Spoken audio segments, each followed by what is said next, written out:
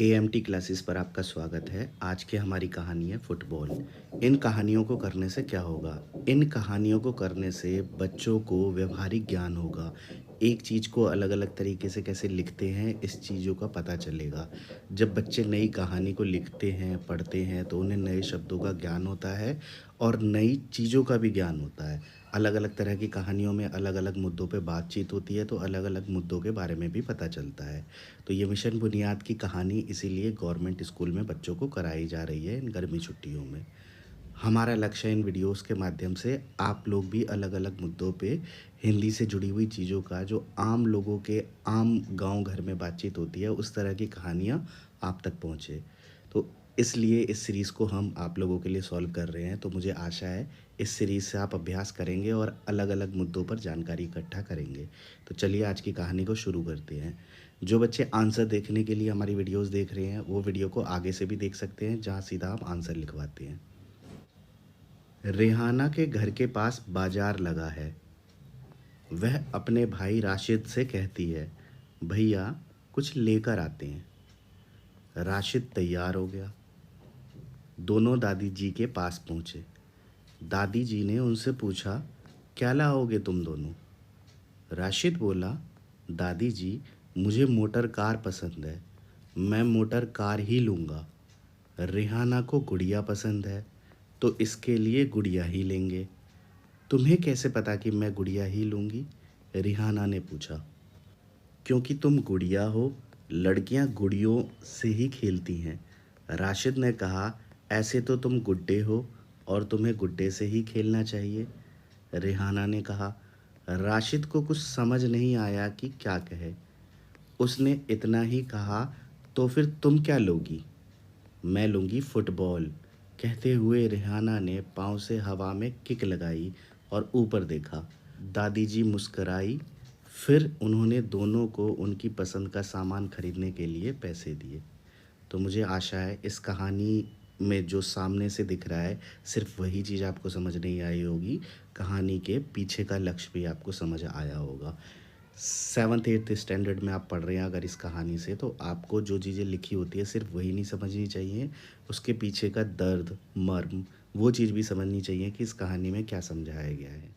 इस कहानी का पहला प्रश्न है, रेहाना और राशिद दादी जी के पास क्यों गए थे? बताइए दादी जी के पास क्यों गए थे? पता है आपको क्या है?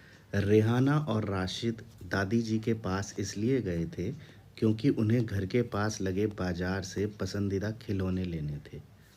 दूसरा प्रश्न है, रेहाना ने राशिद को क्यों कहा कि वह फुटबॉल खेलेगी? राशिद के अनुसार लड़कियां गुड़िया से ही खेलती हैं। उसे झुठलाने और गलत साबित करने के लिए ही रेहाना ने फुटबॉल खरीदने और खेलने को कहा होगा। तीसरा प्रश्न है, ऐसे खेलों के नाम बताइए जिन्हें बॉल की मदद से खेला जाता है। इसमें हमें ऐसे खेल बताने हैं जिसमें बॉल का उपयोग किया जाता है। पहला है basketball, football, baseball, tennis, bat ball, volleyball, मारम पिट्टी। शायद मारम पिट्टी आपको पता हो कैसे खेलते हैं। तो ये कुछ 7 खेल हैं जो बॉल की मदद से खेले जाते हैं। चौथा प्रश्न है, जिन बच्चों के पास खिलौने नहीं होते वे किस तरह के खेल खेलते होंगे? सोचिए और लिखिए। जिन बच्चों के पास खिलौने नहीं होते वह घर के बाहर और मैदान में खेलने जाते हैं।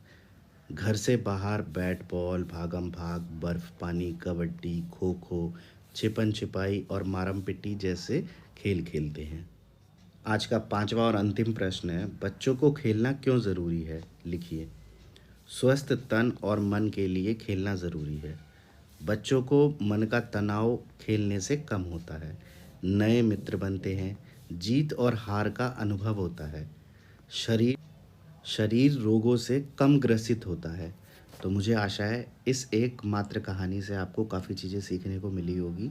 अगर आप हिंदी पढ़ने लिखने का काम कर रहे हैं, हिंदी सीखने की कोशिश कर रहे हैं, अपनी हिंदी लिखने की क्षमता में बढ़ोतरी के लिए काम कर रहे हैं, यह उत्तर हमने अपनी तरफ से लिखे हैं। आप अपनी तरफ से भी खुद के बनाए हुए उत्तर लिख सकते हैं। और इसी के साथ अगर आप हिंदी सीखना चाहते हैं तो हमारे चैनल पर 7 से ज़्यादा सीरीज़ हिंदी पढ़ने लिखने के लिए अपलोड की गई है। आप उन वीडियोस को भी देख सकते हैं। नीचे डिस्क्रिप्शन में और प्लेलिस्ट में सभी सीरीज़ और सभी लाइन वाइज अलग अलग है।